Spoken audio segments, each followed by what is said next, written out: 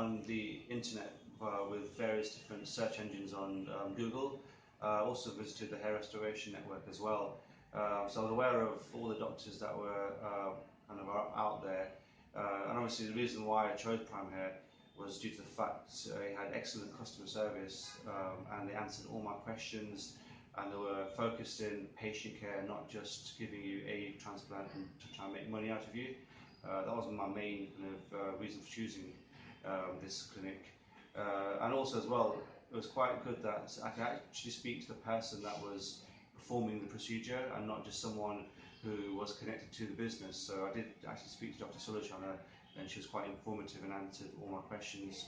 The main focus is, and the most important thing is, to have a good, well-respected and trusted doctor who's going to perform a transplant to meet your requirements. What I liked about the team here was that they treated you on an individual basis. So they looked at your conditions. I was Norwood 6, which is extensive baldness.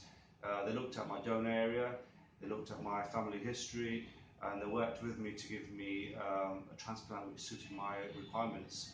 And because of that, obviously I'm here for a second time and may even come back for a third time. So they basically looked at my scalp and suggested to me that it's best for me to have the first half of my head done first, keep the front of my head more dense to give obviously better looking results.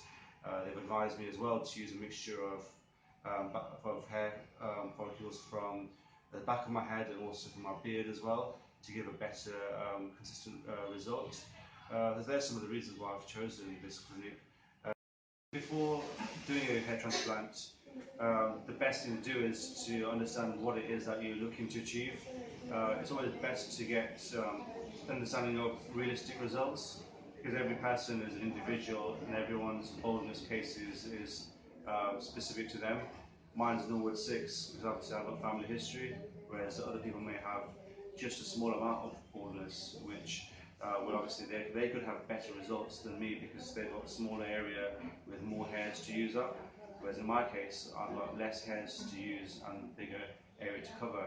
So it's always good to manage expectations and expect realistic results and define what it is, what best looks like. In terms of that process as well, again, you need to speak to a very reliable team. You need to speak to them and understand what the solutions are, what the best things are, what the best combinations of hair treatment is. In my case, obviously it's back of the head and beard, whereas someone else's might be something completely different. What I liked about this team here at Prime Hair was that they had a lot of technical information as well, and they're able to specifically answer questions and not just give generic answers or ambiguous statements. And when I did ask a question, if I had a leading question, they could also answer that as well. If the marketing team did not understand my question, then they spoke to the doctor themselves, or the doctor gave me a call. So from that perspective, I was quite reassured. So this is after the first session. Okay, we did 3,000 grafts. Okay. So we're just on. No, I'm just recording your results.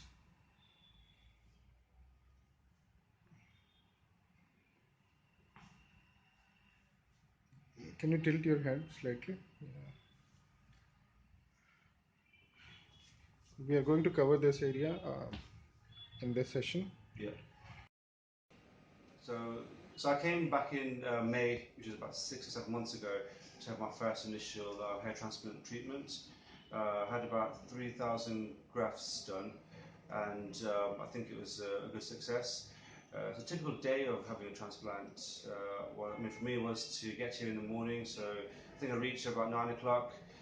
Had my kind of observations, meds, blood pressure checked out just to make sure that I was fit and healthy for the day. And then the procedure started about an hour and a half later. I found that the whole clinic itself is very clean, very tidy, and has a very professional look about itself. The technology that they used as well was quite good and pretty much the same as the UK guys. What I liked about the day was that the doctor was at hand, and also his staff were also at hand as well. They were able to answer all my questions and manage my expectations throughout the day. I had many questions because obviously I was quite nervous.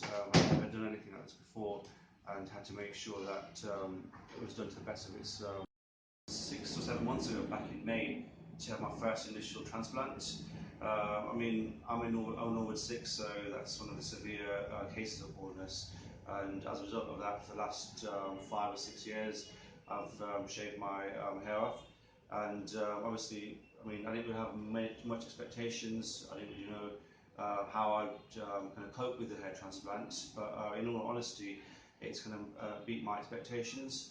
So I had 3,000 hairs put into my head, and I mean, these are the results.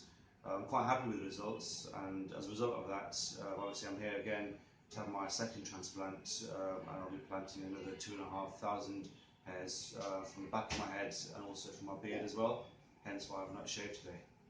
So following on from my transplant back in May, it was quite a simple process. The doctor prescribed me with some painkillers and some shampoo, which I took for about 2 weeks. There wasn't much pain, to be honest. I mean, the back of my head had a bit of a tingly sensation, but obviously that's as expected, and a bit of discomfort in the transplanted areas. But obviously after about 2 weeks or so, it was back to normal. I mean, also as well, the doctor did give me post-operative documents which told me exactly what to expect and at what point and what to do as well.